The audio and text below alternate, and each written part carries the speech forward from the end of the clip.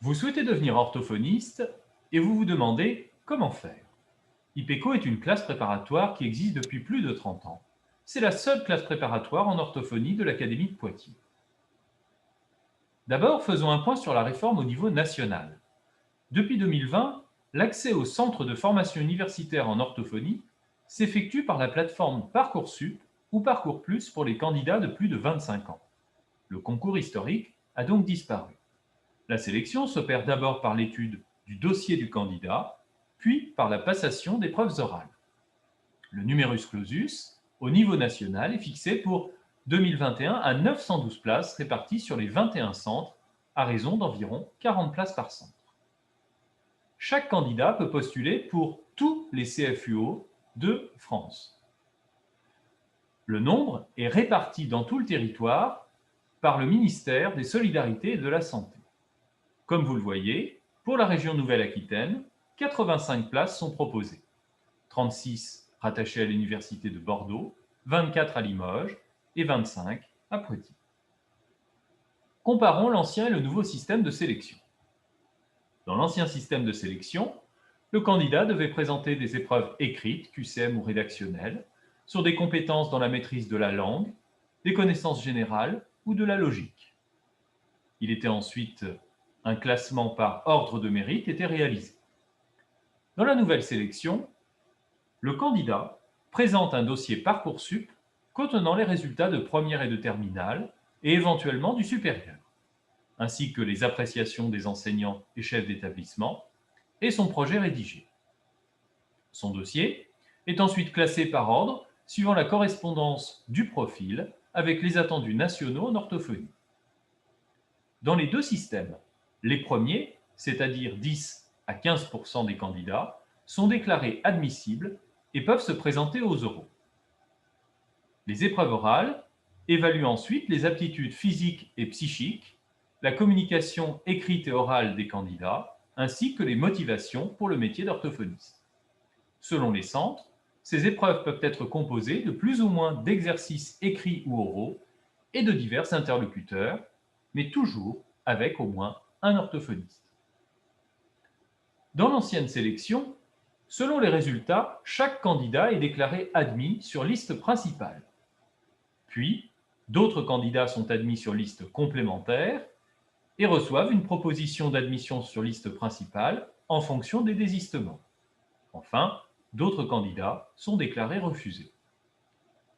Dans la nouvelle sélection, selon les résultats, chaque candidat reçoit un oui et il peut donc entrer directement en centre de formation universitaire en orthophonie.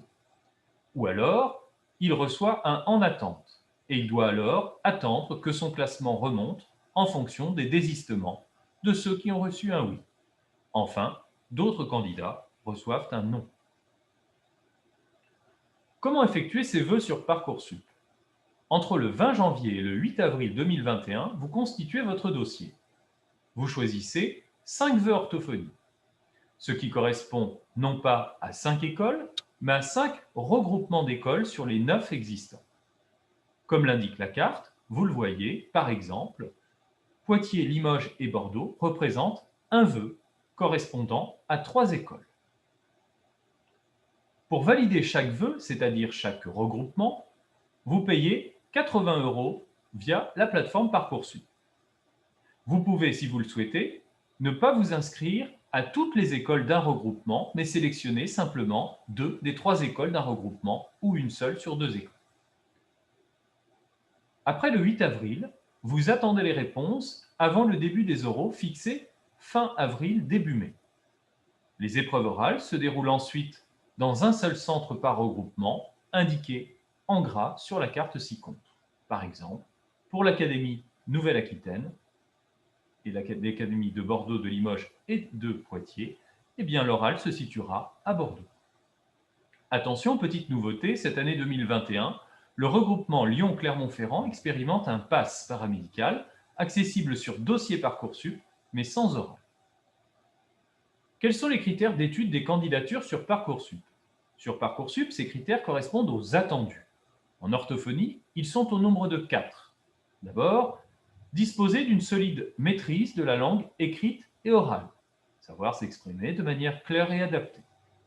Ensuite, disposer de bonnes capacités de raisonnement logique, d'analyse et de compréhension de concepts issus de différentes disciplines, savoir les modéliser et être intéressé par la démarche scientifique. Troisièmement, faire preuve de bonnes capacités de communication et disposer de qualités humaines, d'empathie, de bienveillance, d'écoute.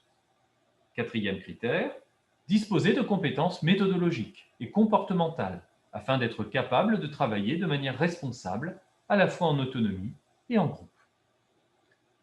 Comment sont évalués ces critères? Voici, à titre indicatif, un tableau synoptique Parcoursup des critères étudiés en 2020 et de leur importance. Comme vous le voyez, les 3 critères les plus importants sont d'abord le savoir-être, c'est-à-dire la capacité à communiquer à l'écrit de manière claire et adaptée. Ensuite, jugé très important, la motivation et l'engagement ou les activités extrascolaires ou éventuellement périscolaires.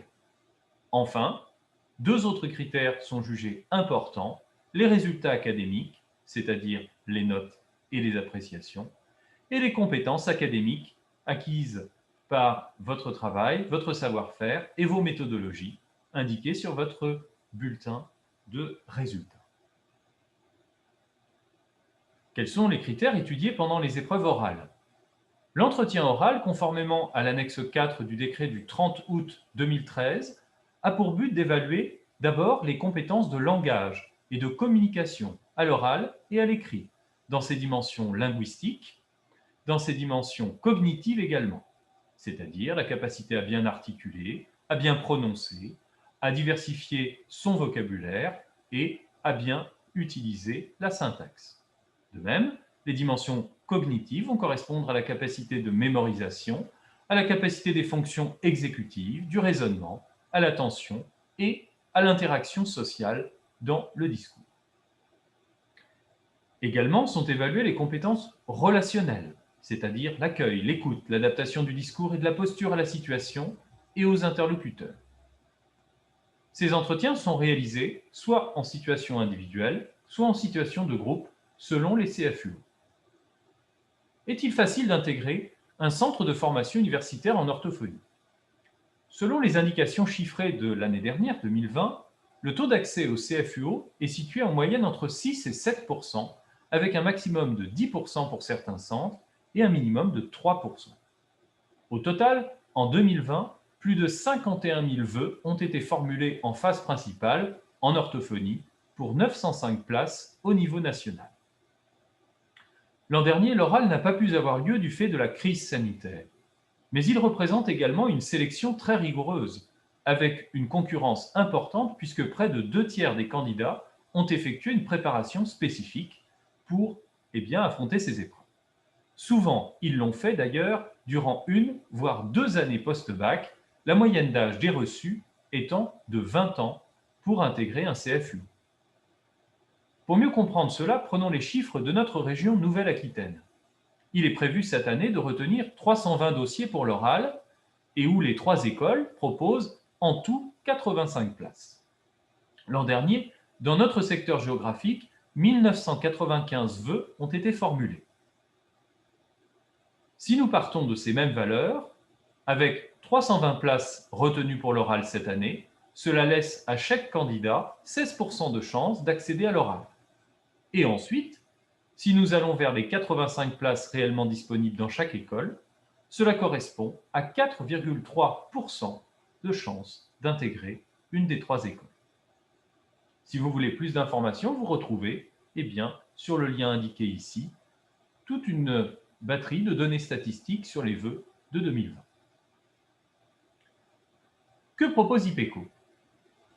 Puisque la sélection est si importante en orthophonie, IPECO vous propose de vous accompagner lors d'une préparation à l'entrée dans l'ensemble des CFUO du territoire, c'est-à-dire préparation sur votre dossier Parcoursup et préparation sur votre oral. 2 formules possibles. D'abord, une formule renforcée, à raison de 15 heures hebdomadaires. Ensuite, une formule simple, à raison de 8 heures hebdomadaires, les 2 formules, sur 26 semaines. Quels sont les objectifs de notre préparation? D'abord, confirmer et approfondir votre vœu d'orientation par la rencontre d'orthophonistes, ou d'étudiants en CFUO, les deux évidemment étant réalisés, et aussi par la connaissance du métier, des pathologies prises en charge et des modalités d'installation, etc. Ensuite, renforcez votre niveau en communication écrite et orale, en français, par un travail sur la syntaxe, la sémantique, l'expression orale, par exemple la technique d'élocution, la connaissance de votre voix. Améliorez votre dossier Parcoursup en étant accompagné pour rédiger votre dossier et pour passer des certifications et diplômes qui vont valoriser ce dossier.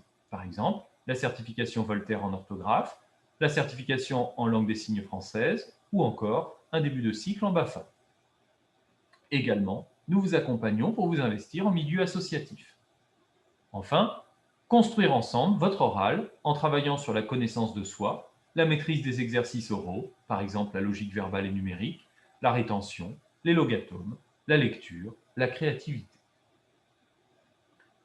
Quelle différence entre la formule de base et la formule renforcée? Dans la formule renforcée, vous aurez 5 heures de mise à niveau en expression écrite et orale par semaine, avec une dictée audio, un travail sur la syntaxe, le vocabulaire et la préparation à la certification Voltaire. Dans la formule simple, vous bénéficiez de 3 heures pour cette même préparation, avec dictée audio, mais sans dictée chaque semaine. Dans la formule renforcée, vous avez en plus 2 heures d'actualité qui vous entraînent à vous exprimer sur les grands enjeux sociétaux et sanitaires, et 1 heure de tests de logique qui sont essentiels pour l'oral, avec résolution de problèmes numériques ou verbaux, à l'oral et calcul. Dans les deux formules, vous bénéficiez de 5 heures de préparation à l'oral et d'accompagnement Parcoursup Parcours Plus, avec un entraînement à l'expression des motivations, la rencontre d'orthophonistes et le parrainage d'anciens étudiants, des exercices oraux, lecture, rétention, créativité, l'analyse et des débats sur l'actualité, des comptes rendus de lecture, et enfin l'initiation à la langue des signes. Dans la formule renforcée, nous vous proposons en plus 2 heures d'évaluation surveillée à l'écrit ou à l'oral, et dans la formule simple, ces évaluations se feront en devoir maison. Enfin, dans la formule renforcée, vous pouvez en option avoir une mise à niveau en biologie humaine ou en physique, ou les deux si vous le souhaitez. Les avantages de ces différentes formules. D'abord, dans les deux formules, vous bénéficiez du statut étudiant en intégrant la préparation IPECO. Ensuite, dans ces deux formules, vous avez possibilité de suivre les programmes avec en même temps une inscription en faculté de sciences du langage ou de psychologie, ce qui peut valoriser votre dossier. Enfin, le suivi IPECO, c'est un accompagnement en petits groupes avec un travail individualisé, ce qui vous permet de progresser plus vite. IPECO n'est pas présent sur Parcoursup. Pour vous inscrire, téléchargez un dossier sur notre site ou prenez contact auprès de notre secrétariat. IPECO, c'est encore bien d'autres préparations. Retrouvez toutes ces informations concernant nos filières sur notre site ou contactez-nous à ipeco.poitiers@orange.fr.